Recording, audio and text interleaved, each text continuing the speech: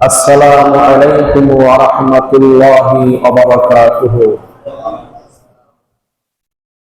সেই মহান আল্লাহ তাবারক ওয়া তাআলার দরবারে অত্যন্ত বিনয়ের সাথে শুকর আদায় করি যে মহান আল্লাহ তাবারক ওয়া তাআলা আমাদেরকে আজ জুমার দিন তার ঘরে যথাসময়ে এসে আমাদের জীবনের প্রয়োজনীয় গুরুত্বপূর্ণ বিষয়গুলোকে জানার, বলার, শোনার সুযোগ করে দিয়েছেন যে আল্লাহ, আমরা সেই আল্লাহ, সেই মুনিবের দরবারে অত্যন্ত বিনয় অবনত চিত্তে শুকরিয়া জ্ঞাপন করে সকলে বলি আলহামদুলিল্লাহ। আপনাদের সামনে সেই বিষয়গুলো আলোচনা হচ্ছে যে বিষয়গুলো প্রত্যেক মুসলমানের জন্য দরকার, জরুরি, প্রয়োজন। এই আলোচনাগুলো কোন বিশেষ মুসলমান, কোন হুজুরদের জন্য প্রয়োজন, আপনার জন্য প্রয়োজন বা ব্যাপারটা এমন না। এই আলোচনা তাদের জন্য যারা দাবি করে আমরা মুসলমান। মুসলমান হওয়ার জন্য যে শর্ত, মুসলমান হওয়ার জন্য যে শর্ত, সেই শর্তগুলি আলোচনা হচ্ছে। মুসলমান হওয়ার জন্য 5টা বিষয়কে আল্লাহ শর্ত করে দিয়েছেন। সে 5টা বিষয় হলো ওয়ালাকিন্নাল বিররা মান আমানা বিল্লাহি ওয়াল ইয়াউমিল আখির ওয়াল মালাইকাতি ওয়াল কিতাবি ওয়ান নাবিয়্যিন। ঈমান আনতে হবে আল্লাহর উপরে, ঈমান আনতে হবে রাসূলের উপরে, ঈমান আনতে হবে কিতাবের প্রতি, পরকালের প্রতি। এই ঈমানদার হলে পরে সে মুসলিম হয়। দুনিয়ার জীবন বাঁচতে গিয়ে আমরা যে কোনো পেশায় থাকি না কেন, আমার বড় পরিচয় হলো আমি হলাম মুসলিম। মুসলিম হওয়ার জন্য আমার কি গুণ থাকা দরকার, সেই গুণ আমার মধ্যে আছে কিনা এটা যাচাই করা দরকার। কিন্তু আমাদের মধ্যে সে যাচাই বাছাই নাই, কেন আমরা কর্তৃক সূত্রে মুসলিম হয়ে গেছি। আগে প্রয়োজন ছিল এলিমে, জ্ঞানের, সে জ্ঞান আমরা জানতে পারি নাই। প্রয়োজন ছিল ঈমান সম্পর্কে নলেজ নেওয়া, সেটা আমরা করতে পারি নাই। আমরা 3 নম্বর দিয়ে ইসলামে প্রবেশ করেছি, আমল দিয়া। কিন্তু আমলের আগে যে ঈমানের প্রয়োজন, আমলের আগে যে জ্ঞানের প্রয়োজন, এই ঈমান, এই ইলম আমাদের সমাজে আলোচনা নাই বলে আমরা অনেক বড় বড় শিরক করে মনে করতেছি আমরা খুব ভালো মুসলিম। অনেক বড় বড় বিদআত করে আমরা ভাবতেছি আমাদের জান্নাতে টিকিট পেয়ে গেছে। অনেক গুনাহ করে গুনাহকে গুনাহ মনে করি না। কারণ হলো আমাদের মধ্যে কোরআনের জ্ঞানের কোনো চর্চা নেই, খুবই কম। গঠনমূলক, শিক্ষামূলক আলোচনা আমাদের মধ্যে সেটা নেই। কারণ যারা মাদ্রাসা পড়ে তারা কি শিখলো, কি দাস পেল, এটা আমার বিষয় না। এটা ওই বিষয় হলো সার্বজনীন সকল মুসলিমদেরকে ইসলাম জানার কোন মাধ্যম আমাদের সমাজে নাই। রাসূলুল্লাহ সাল্লাল্লাহু আলাইহি ওয়াসাল্লাম একটা ব্যবস্থা করে দিয়ে গেছেন যে অন্তত জুমার দিন যদি সপ্তাহে একটা দিন যদি মুসলিমদেরকে বোঝানো যায় কোরআন সুন্নাহর জ্ঞান দিয়ে, তাহলে এর মাধ্যমে মানুষের ঈমান সম্পর্কে জানা বোঝা অনেকটা সম্ভব হবে। কিন্তু আমরা জুমার নামাজের মাধ্যমে সে বিষয়টা আমরা সেভাবে শুনতে পারি না, জানতে পারি না, বুঝতে পারি না। যাই হোক, আল্লাহ আমাদেরকে সুযোগ দিয়েছেন, তাওফীক দিয়েছেন, আমরা এই মসজিদে আমরা এটাকে বলার চেষ্টা করি। আমাদের মূল পরিচয় কি? আমাদের মূল পরিচয় হলো আমরা হলাম মুসলিম। তাই শোনো, মুয়াজ্জিনের কাজ হলো তো দেখা, শব্দটা ঠিক করে বোঝা যায় কিনা, শব্দটা বেশি হলে কি দেখা শোনো বোঝার কাজ হবে, কিন্তু কমান লাগতে পারে, ভাড়া লাগতে পারে, দেখা হচ্ছে।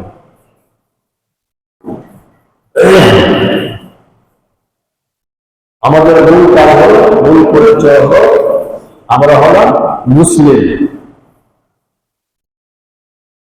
এখন মুসলিম হওয়ার জন্য আমাদের যা প্রয়োজন তা আমরা বলব, তা আমরা জানব, তা আমরা শুনব, তা আমরা মানব। এই ক্ষেত্রে কোন ছাড় দেওয়ারই নেই। আপনারা কে কোন দলকে কোন মত করেন তা আমার জানার বিষয় না। আমার বিষয় হলো আল মুসলিম। আমি কোরআন থেকে কথা বলবো, আপনারা শুনবেন। কোরআনের কথা বলতে গিয়া এই মসজিদে 2007 সাল থেকে এই পর্যন্ত প্রায় 18 বছর। এর আগে আমি খুতবা দিয়েছি কেরালা মসজিদে 17 বছর, প্রায় 35 বছর খুতবা দিই। কিন্তু কেউ কোনোদিন বলতে পারবে না আমি কোন ব্যক্তি কোন দলকে কথা বলছি। কথা বলা, কথা বলা, হ্যাঁ, টেকনিকে কথা কেউ বলতে পারবে না। কোরআনের কথা বলতে গিয়ে যদি কোনো প্রসার লেগে যায়, সেই দায়িত্ব তো আমার না, সেই দোষও আমার নয়, সে দোষ হলো কোরআনের, সে দোষ হলো কোরআনের, এটা বুঝতে হবে। যাই হোক, আল্লাহ পাক মানুষ সৃষ্টি করছেন কি জন্য এটা সবার জানা আছে। আল্লাহ মানুষ সৃষ্টি কেন করছেন? বেহেশত দেওয়ার জন্য, জাহান্নাম দেওয়ার জন্য? একটাও না। আল্লাহ মানুষ সৃষ্টি করছেন একটা দায়িত্ব পালন করার জন্য। সেই দায়িত্বটা কি? খিলাফা। আল্লাহর খিলাফত সে দুনিয়ায় প্রতিষ্ঠা করবে, দিন সে কায়েম করবে। এই জন্য আল্লাহ মানুষ সৃষ্টি করছেন। এই জন্য আল্লাহ বলছেন যে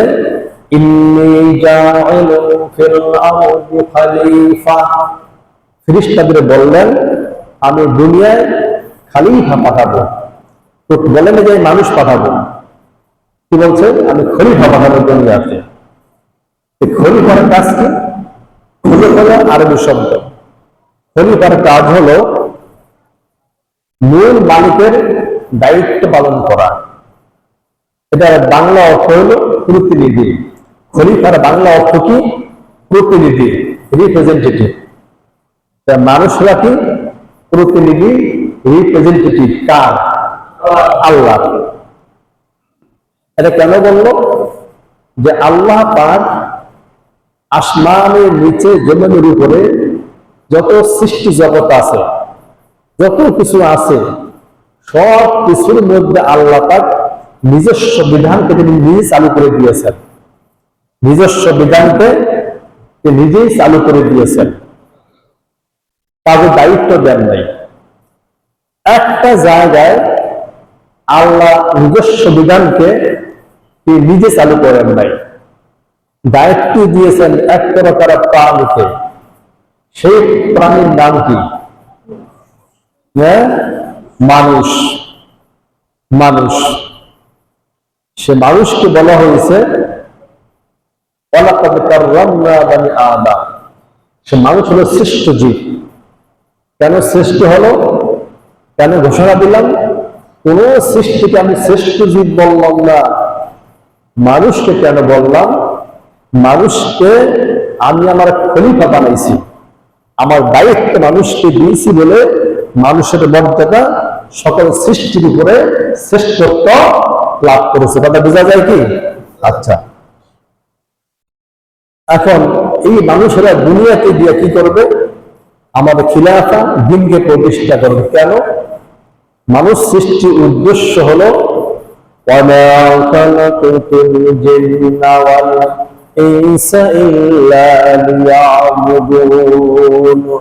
উদ্দেশ্য একটাই, মানুষ একমাত্র আমার ইবাদত করবে, আমার কি করবে, ইবাদত করবে। ইবাদত বলতে কি বোঝায়? নামাজ পড়া, রোজা করা, এইগুলাই শুধু ইবাদত না। মানুষের জীবনের, মানুষের জন্ম যেখান থেকে শুরু, মৃত্যু যেখানে শেষ, পুরাটাই থাকবে ইবাদতের ভিতরে। মানুষের প্রতিটা কর্ম ইবাদতের মধ্যে গণ্য আল্লাহ করে দিয়েছেন।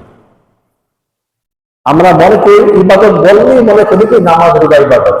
ইবাদত মানে হলো আনুগত্য করা, দাসত্ব করা, গোলামি করা।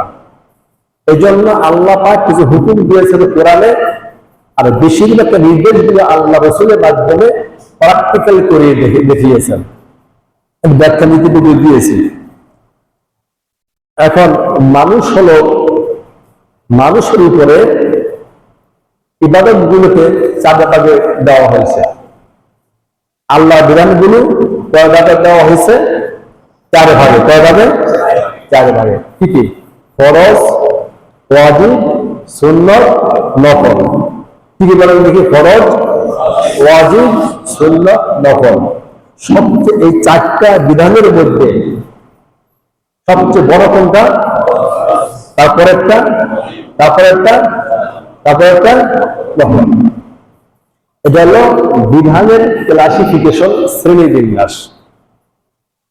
কেউ যদি ফরজ তরক করে কি গুনাহ হবে? মহাগুনাহ হবে, বড় গুনাহ হবে। কেউ সুন্নত তরক করলে কি হবে? এরকম বড় গুনাহ হবে না। তাহলে মানুষের জন্য আল্লাহ বিধান করে 4 প্রকার: ফরজ, ওয়াজিব, সুন্নাত, নফল। 4টা মনে রাখেন।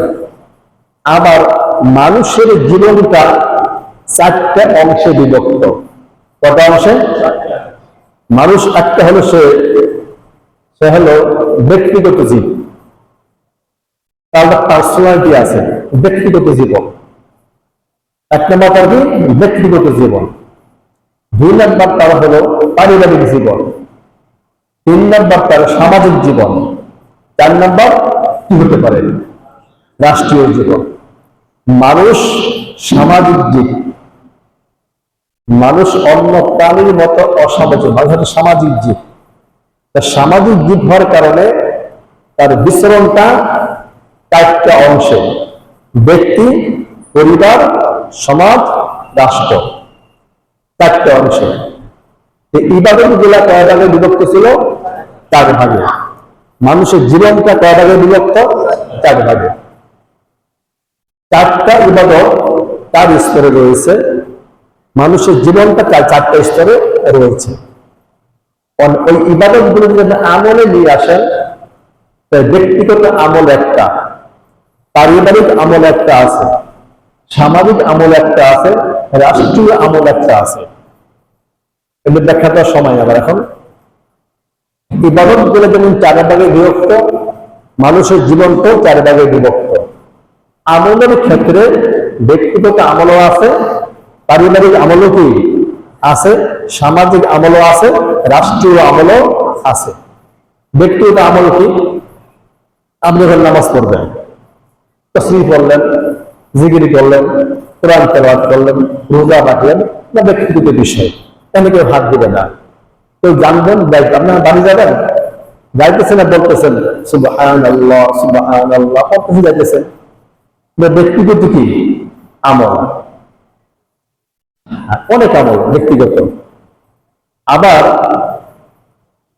আরেকটা আমল কি? পারিবারিক। স্ত্রীর দায়িত্ব স্বামীর আছে কিনা, সে দায়িত্ব যদি অবহেলা করে তার জবাবদিহি হওয়া লাগবে কিনা, সন্তানের দায়িত্ব আছে কিনা, সন্তানের দায়িত্ব বাপ মার পালন করা কি সুন্নত না ফরজ? ফরজ। বলে সুন্নত না ফরজ? স্ত্রীর দায়িত্ব পালন করা সুন্নত না ফরজ? স্বামী, স্ত্রী, পরিবার, সন্তান, এগুলি হলো পারিবারিক আমল। আমি 2টা উদাহরণ দিচ্ছি, 2-1টা মাত্র, 2-1টা উদাহরণ দিচ্ছি। পারিবারিক জীবন স্তরে অনেক শরিয়া, অনেক নিয়ম আছে, ওটা আমল করা হলো পারিবারিক ইবাদত। ওটা কি ইবাদত? পারিবারিক ইবাদত। একটা হলো ব্যক্তিগত ইবাদত, আর একটা পারিবারিক ইবাদত।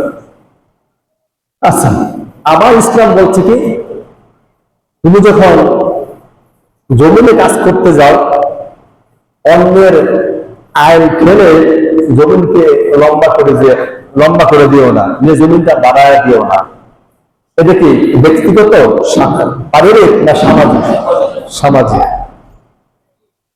প্রতিবেশীর হক আদায় করতে বলছে, প্রতিবেশীর খোঁজখবর নিতে বলছে, এগুলো কি সামাজিক না সামাজিক? ইসলাম আবার কি বলছে? ইসলাম আবার বলছে, হে মানুষ সকল, তোমরা আল্লাহর বিধান ছাড়া কারো বিধান মানবে না। আল্লাহ বিধান ছাড়া কারো বিধান মানবে না। হুকুম কার? মানুষ পরিচালনা বিধান কি মানুষ ব্যক্তির হাতে থাকে, না পরিবারের হাতে থাকে, না সমাজের হাতে থাকে, না রাষ্ট্রের হাতে থাকে? রাষ্ট্রের হাতে। আর সমাজ যে বিচার ব্যবস্থা আছে, বিচার ব্যবস্থা যে রায় দেয়, কোরআনের সাথে সাংঘর্ষশীল হতে পারে, সম্পর্ক হতে পারে। আপনার কিছু করার আছে? কিছু করার নাই। যে কোরআন বিরোধী হয় আপনাকে মেনে নিতে হবে, কারণ আপনার সমস্যা, আপনার জীবনটা রাষ্ট্রের সাথে সম্পর্ক। তাহলে কোরআন যে একটা বিচার রায় দিয়েছে, কিন্তু বর্তমান সমাজ সেই অন্যায় রায়টা কোরআন দিয়ে দেয় না, দিছে নিজস্ব আইনে দিছে।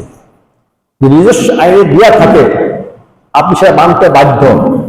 কোরআনের বিধান থাকা সত্ত্বেও মানুষের ওই বিধানটা ফায়সালা দিল, সে ফায়সালা মানতে আপনি কি বাধ্য? তাহলে আপনি রাষ্ট্রীয় ক্ষেত্রে কোরআনের আইন মানতে পারলেন না। বুঝতে পারছি কিনা?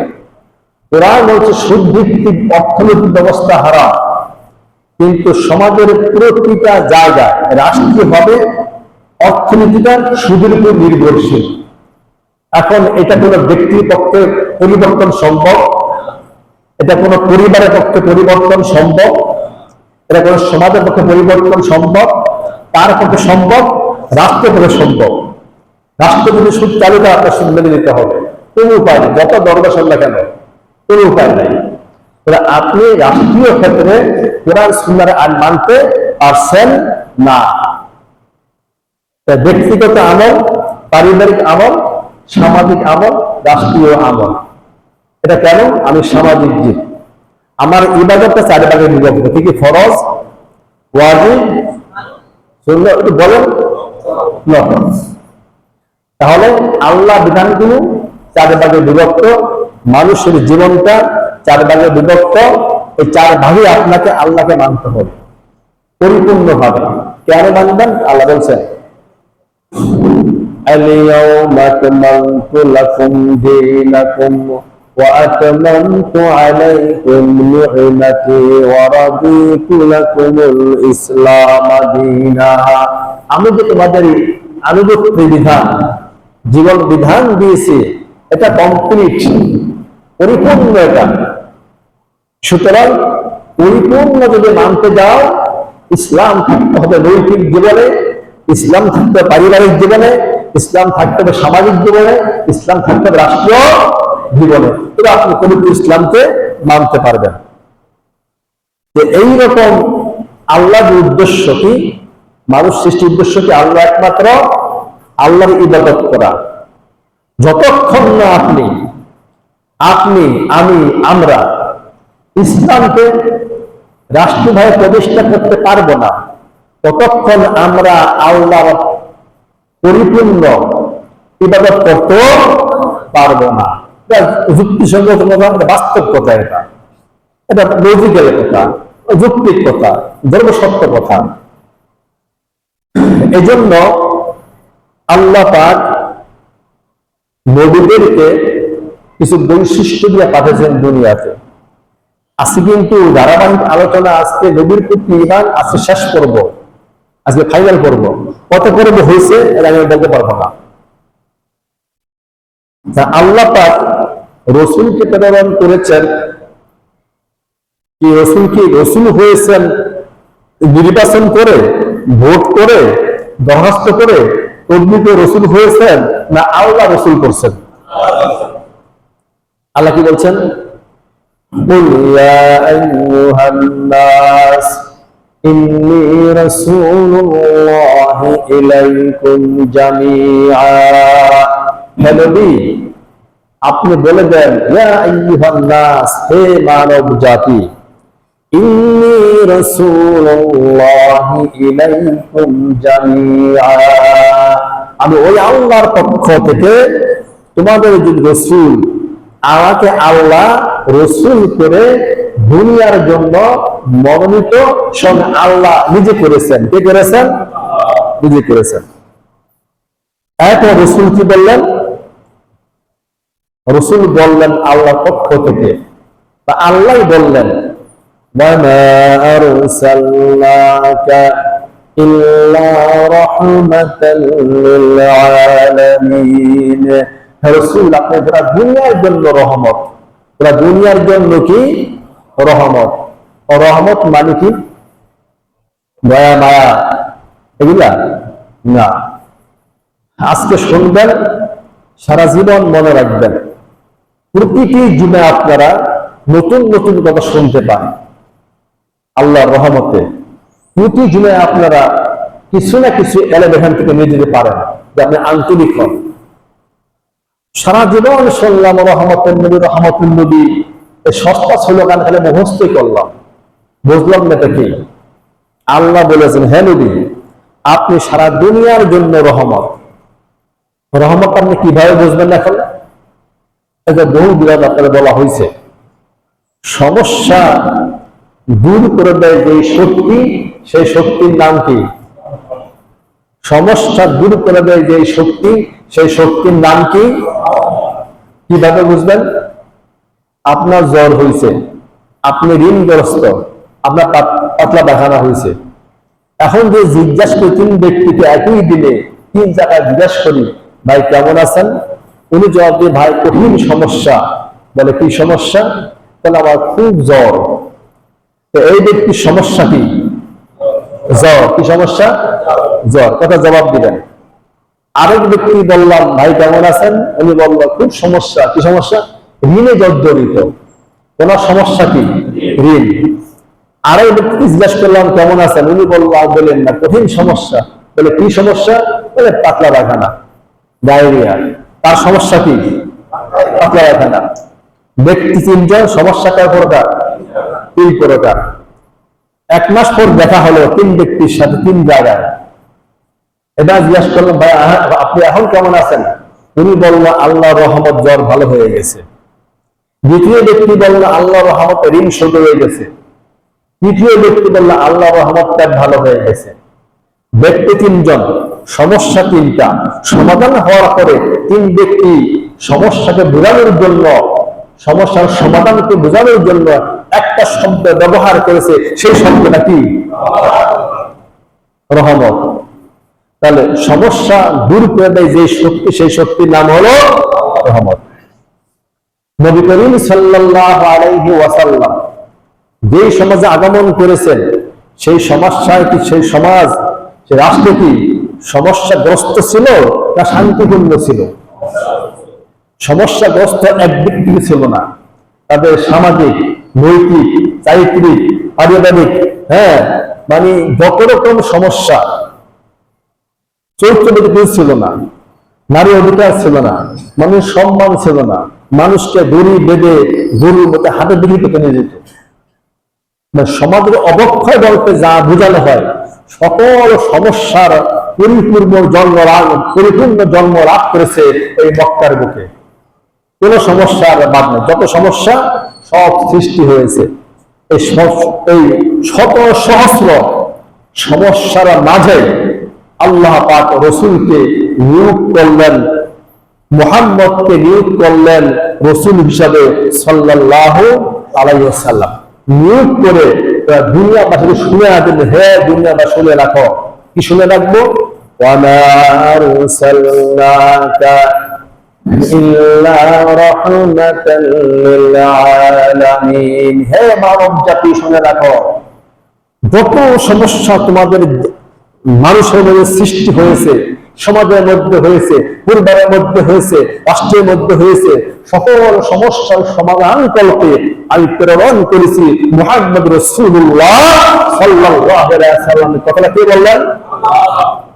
রাসূল আসছেন কি জন্য? সমস্যার সমাধান কল্পে আসছেন।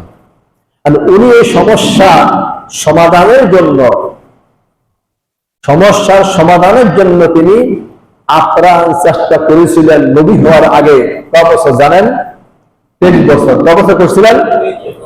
এই সমাজের সামগ্রিক সমস্যার সমাধানের জন্য তিনি 23 বছর পর্যন্ত আপ্রাণ চেষ্টা করেছিলেন এই মুহাম্মদ সাল্লাল্লাহু আলাইহি ওয়াসাল্লাম।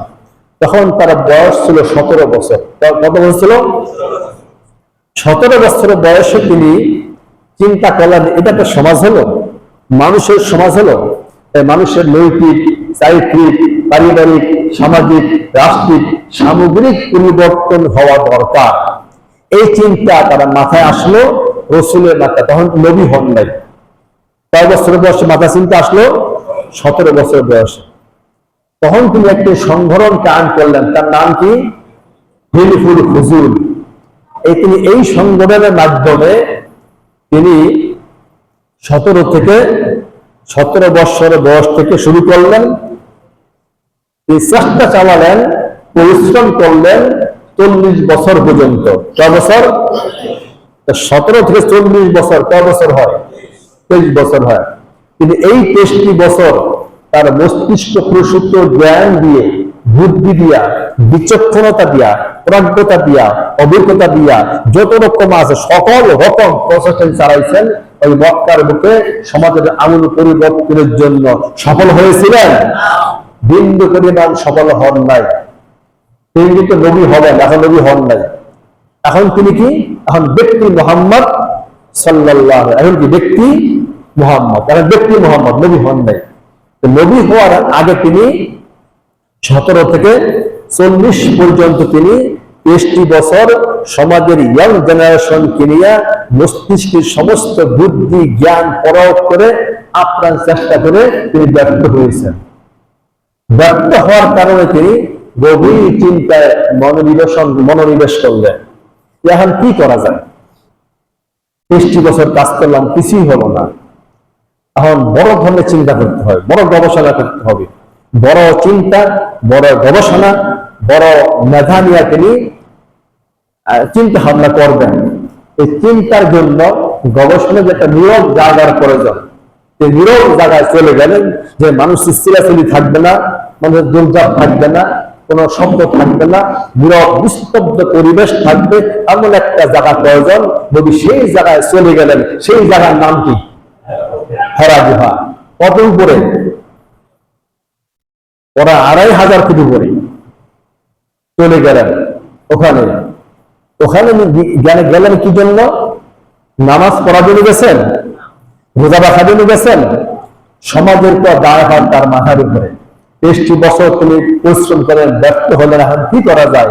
এই চিন্তায় তিনি হেরা গুহায় গেলেন। যাওয়ার পরে যখন তিনি চিন্তার মগ্ন হলেন, তখন তার সামনে হাজির হলেন একজন, তিনি কে? জিবরাইল আলাইহিস সালাম। তিনি এসে কি বললেন? ইকরা বিসমি রাব্বিকাল্লাযী খালাক। পড়ো। কি বললেন? আসে বললেন না জামাটা লম্বা করো, বলছে নাকি? তাহাজ্জুদ করো, বলছে নাকি? পড়ো। আগে পড়তে হবে, আগে জানতে হবে। আমার বক্তব্যের মূল ইয়েটা কি ছিল মনে আছে তো? প্রথম কি? এলেন, তারপরে কি? ঈমান, তারপরে ইলম অর্জন করতে পড়া লাগে না? জ্ঞান কি দিয়ে হয়? জ্ঞান অর্জন হয় দেখিয়া, শুনিয়া, পড়িয়া, বুঝিয়া। দেখিয়া, শুনিয়া, পড়িয়া, বুঝিয়া। দেখবেন কি দিয়া? চোখ দিয়া। শুনবেন কি দিয়া? কান দিয়া। পড়বেন কি দিয়া? মুখ দিয়া। আর বুঝবেন কি দিয়া? ব্রেন দিয়া। জ্ঞান অর্জন হয় দেখিয়া, শুনিয়া, পড়িয়া, বুঝিয়া। ঠিক আছে? এখন এই জ্ঞান অর্জন করতে বললেন, এ পড়া পড়তে হবে। এখন পড়া শুরু করে দাও। ঠিক আছে? পড়া শুরু করে দাও। যখন তুমি পড়া শুরু করলেন, কি পড়লেন? ওই ফিরিস্তা যা পড়তে বললেন, তিনি তাই পড়লেন। তাই বললেন তিনি, পাঠ করো, ইকরা, পাঠ করো আমার সাথে। খ্রিস্টটা যখন পাঠ করতে শুরু করলো, এখন এই 23 বছরের তৃষ্ণার্ত, পিপাসার্ত, ক্লান্ত শ্রান্ত নবী তিনি অনুভব করতেছেন, আমি যার অপেক্ষা করছিলাম সেটা আমার ভিতরে আসতে শুরু করেছে। জাতীয় সমস্যার সমাধান আমার ভিতরে কি আসতে শুরু করেছে। আমি এখন সফলতার দ্বার প্রান্তে পৌঁছে যাব, এই ফিরিস্তা আমি তৈরি হয়েছে। এই জন্য তিনি জিবরাইল ফেরেশতাদের উচ্চারণকৃত বাক্য তিনি এমন ভাবে পড়তে শুরু করলেন, অস্থির হয়ে গেলেন, তাড়াহুড়া শুরু করলেন, জিহ্বাকে নাড়াচাড়া করলেন, পেরেশান হয়ে গেলেন। উনি বোঝাই পেয়ে গেছি, তার মানে হলো ক্ষেতের মধ্যে চৈত্র মাসে কাজ করে, রৌদ্রের ভিতরে মানুষ কত ধর্মক্রান্ত, রৌদ্র স্নাত, পিপাসার্ত, তৃষ্ণার্ত, তখন যদি এক গ্লাস শরবত নিয়ে দেয় কেমন লাগবে? কেমন লাগবে?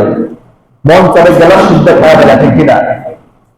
তিনি এইটা অনুভব করলেন, আমি যা পাইতেছি, যা আসতেছি সেই জিনিস, আমি যা যা 23 বছর সংগ্রাম করেছি আমার আসছে সেই জিনিস। এটা উপলব্ধি করতে পেরে তিনি এমন ভাবে অস্থির হয়ে গেলেন, তিনি পরেশান হয়ে গেলেন। তবে আল্লাহ ওহী নাযিল করলেন। কি করলেন? ওহী নাযিল করলেন, লা তুহাররিক বিহি লিসানাকা লিতা'জালা বিহি ইন্না আলাইনা জামা'হু ওয়া কুরআনাহু লা তুহাররিক বিহি লিসানাকা লিতা'জালা বিহি। হে নবী, আপনি পেরেশান হবেন না, অস্থির হবেন না, জিহ্বাকে নাড়াচাড়া করবেন না। আপনি শুধু একবার করে আমার জিবরাইলের সাথে পড়ে যাবেন। কি করবেন? আমার জিবরাইলের সাথে পড়ে যাবেন। শুধু আপনার একবার করার দায়িত্ব আপনার। ইন্না আলাইনা জামাহু ওয়া কুরআনাহু, একবার করার মাধ্যমে আপনার সিনার মধ্যে এই কোরআনকে সংরক্ষণ করে দেওয়ার দায়িত্ব সঙ্গে আমি আল্লাহ রাব্বুল আলামিনের কাজ। এখানে শেষ নয়,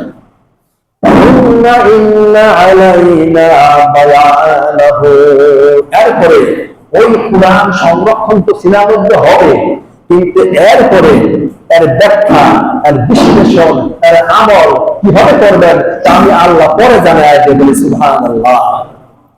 আল্লাহ পাকে মানুষের ইমান, ইলম, আমল যা কিছু মানুষ করবে সব জানিয়ে দিলেন কে? আল্লাহ। আল্লাহু আকবার। এই জন্য আল্লাহ নবীকে কি বললেন? ওয়ামা আরসালনাকা ইল্লা রাহমাতাল লিল আলামিন। হে নবী, আপনি গোটা দুনিয়ার জন্য কি রহমত কারে কয়? এবার বলেন, যাবেন সমস্যা দূর করে দেয় যেই শক্তি, সেই শক্তির নাম হলো রহমত। তা আল্লাহ সমস্যা দূর করার জন্য নবীকে পাঠিয়েছেন। এই নবী মুহাম্মদ সাল্লাল্লাহু আলাইহি ওয়াসাল্লাম সমস্যা দূর করবে কি দিয়া? এখন কি দিয়া করবে? হয়েছে কোরআন দিয়া। উত্তর সঠিক, উত্তরটা আল্লাহর কাছে নেই। হ্যাঁ, এটা হলো যিকরুল লিল আলামিন, অনুসরণযোগ্য একটা বই তাকে দেওয়া হলো। সেই বইয়ের নাম কি? আস্তে করে কম, সেই বইয়ের নাম কি? যে জাতির সমস্যার সমাধানের জন্য 23 বছর চেষ্টা করলেন, ব্যর্থ হলেন, তার সমাধান চলে আসছে মালিকের পক্ষ থেকে, রবের পক্ষ থেকে। সেটার নাম হলো কোরআন। গোটা জাতির সমস্যার সমাধান করে কোন শক্তি? রহমত। কি দিয়া করবেন? কোরআন দিয়া। তার নবী হলো কি? ওয়ামা আরসালনাকা ইল্লা রাহমাতাল লিল আলামিন। নবী হলো রাহমাতাল লিল আলামিন। সমাধান করবেন কি দিয়া? যা দিয়া সমাধান করবেন তার নাম হলো যিকরুল লিল আলামিন। তার নাম কি? যিকরুল লিল আলামিন, মানে অনুসরণযোগ্য কিতাব, বই। রাহমাতাল লিল আলামিন কে? যিনি পাঠিয়েছেন, যিকরুল লিল আলামিন কোরআন যিনি দিয়েছেন, তার পরিচয় কি? রহমাতাল লিল আলামিনকে যিনি পাঠালেন, আর যিকরুল লিল আলামিন নামক কোরআন যিনি দিলেন, তার নাম হলো রব্বুল আলামিন। তার নাম কি? রহমাতাল লিল আলামিন হলেন নবী, যিকরুল লিল আলামিন হলো কোরআন। যিনি পাঠালেন তার নাম কি বলেন? রব্বুল আলামিন। রব্বুল আলামিন রহমাতাল লিল আলামিনকে যিকরুল লিল আলামিন দুনিয়ায় পাঠিয়েছেন। আর কি বললেন? হে নবী, আপনি দুনিয়ায় চলে যান, মানুষকে আমার গোলাম বানিয়ে দেন। আচ্ছা, এরপরে নবী দুনিয়ায় আসলেন সমস্যা সমাধানের জন্য। এই নবী কতদিন তার নবুয়ত থাকবে? কতদিন? আমার নবীর নবুয়ত থাকবে কত বছর বলেন দেখি? কিয়ামত পর্যন্ত, ইলা ইয়াউমিল কিয়ামা। কি পর্যন্ত? কিয়ামত পর্যন্ত নবুয়ত থাকবে। এই নবীকে নবুয়ত লাভের আগ পর্যন্ত, 40 বছরের আগ পর্যন্ত নবী ছিলেন কি?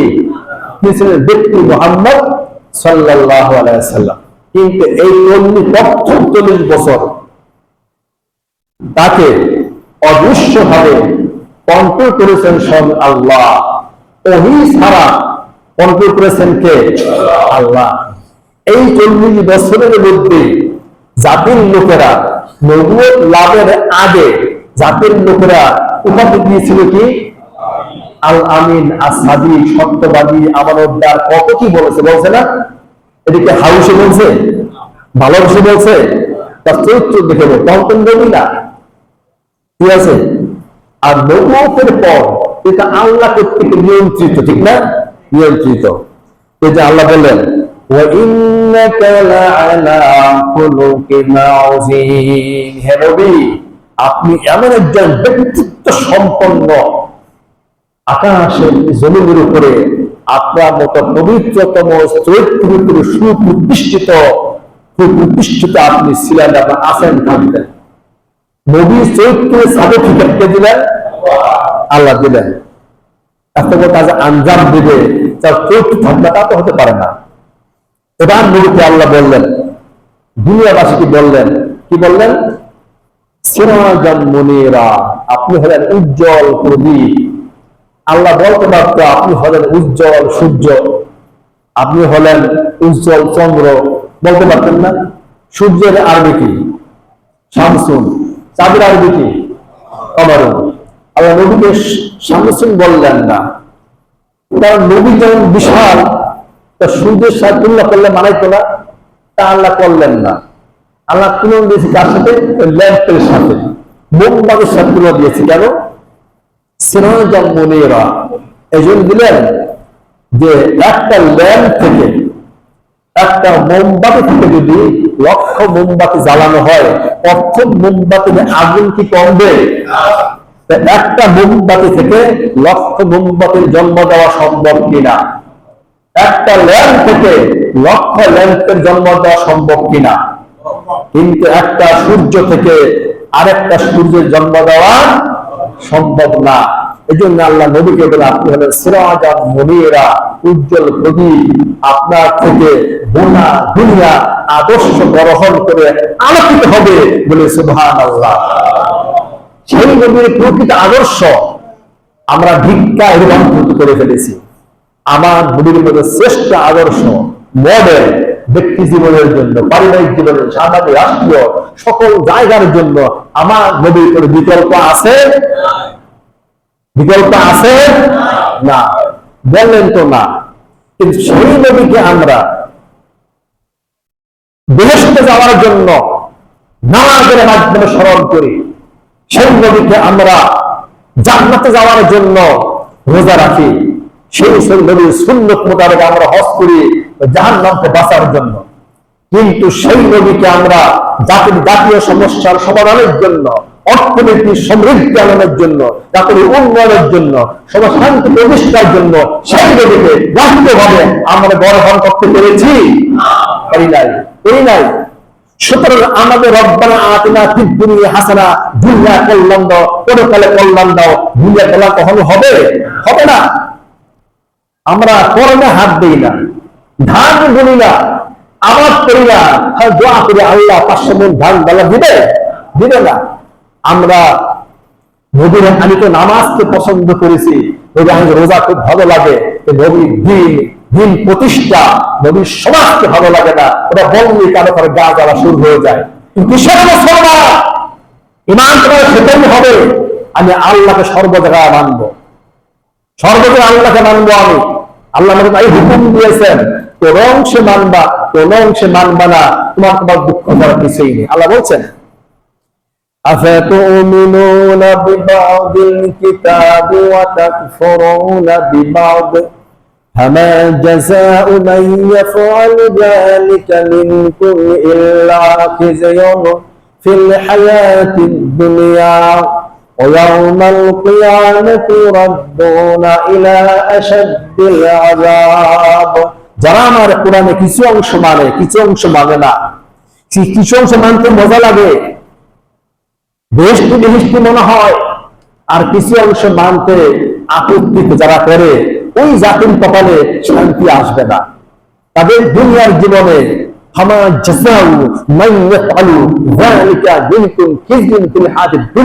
তাদের জীবনে লাঞ্ছনা, গঞ্জনা, অনুন্নতি, অত্যাচার, নির্যাতন, হুলুম, মার খাওয়া, বোম খাওয়া, গুলি খাওয়া, যত যা আছে সব তাদের কপালে আসবে। এটা আসছে না? পরকালে আযাব রয়েছে। সুতরাং আল্লাহ অর্ডার হলো ওয়ামা উমিরু ইল্লা লিয়াবুদুল্লাহ মুখলিসিনা লাহুদ্দিন, আমার দ্বীনকে সমাজে প্রতিষ্ঠা করে সর্বত্র জায়গায় আল্লাহ একমাত্র আনুগত্যের পরিচয় দাও। হুকুম রাখা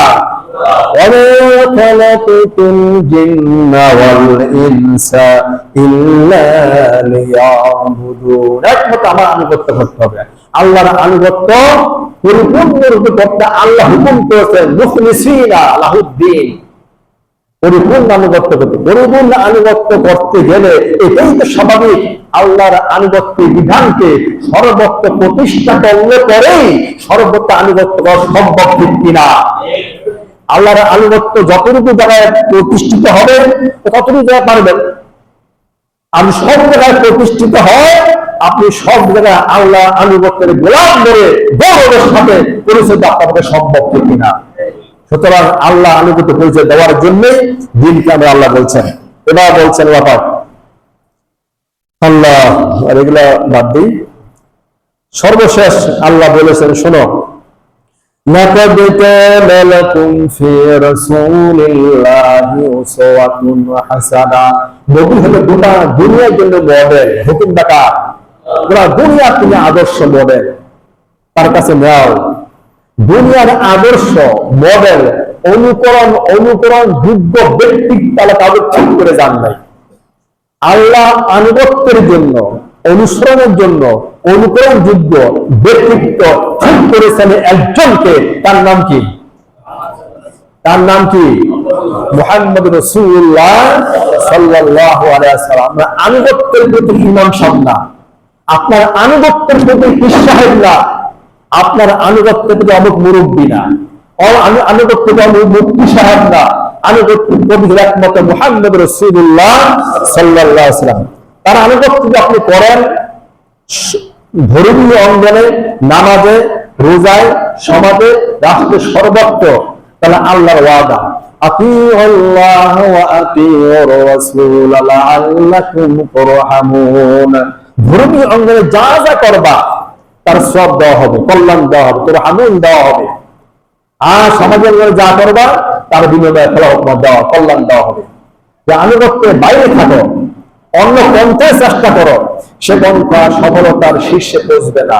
তোমাদের অন্ধকারই থাকতে হবে, ধর্মীয় বিভোগ, সামাজিক বিভোগ, রাষ্ট্রীয় বিভোগ। সুতরাং আমরা আল্লাহর গোলাম। কার গোলাম? আল্লাহর বান্দা আর রাসূলের উম্মত। আমরা কি? আল্লাহর বান্দা, রাসূলের উম্মত। আমাদের পরিচয় কি? আমাদের একটাই পরিচয়, যে আমরা গৌরবের সাথে স্বতঃস্ফূর্ত কণ্ঠে আল্লাহকে জানিয়ে দেব আমাদের পরিচয় কি? মুসলিম। মুসলিম নাম রেখেছেন কে?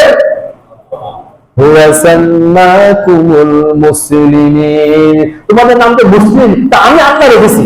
কে রেখেছেন? আমাদের আর কোনো নাম নেই। মুসলিম হওয়ার জন্য যা দরকার তাই মসজিদ থেকে বলা হবে, ঠিক কিনা? মুসলিম হওয়ার জন্য যা বলা প্রয়োজন তাই বলতে হবে, তাই শুনতে হবে, ঠিক কিনা? হুজুর হওয়ার জন্য নয়, খ্রিস্টান হওয়ার জন্য নয়, বৈদেশিক হওয়ার জন্য নয়, মুসলিম হওয়ার জন্য যা বলা প্রয়োজন তা আল্লাহ বলে দিয়েছেন, রসুল বলে দিয়েছেন। আমি অথক বলাবো, তাই বলবো। বলেন ইনশাআল্লাহ। নামাজ পড়তে পারছি।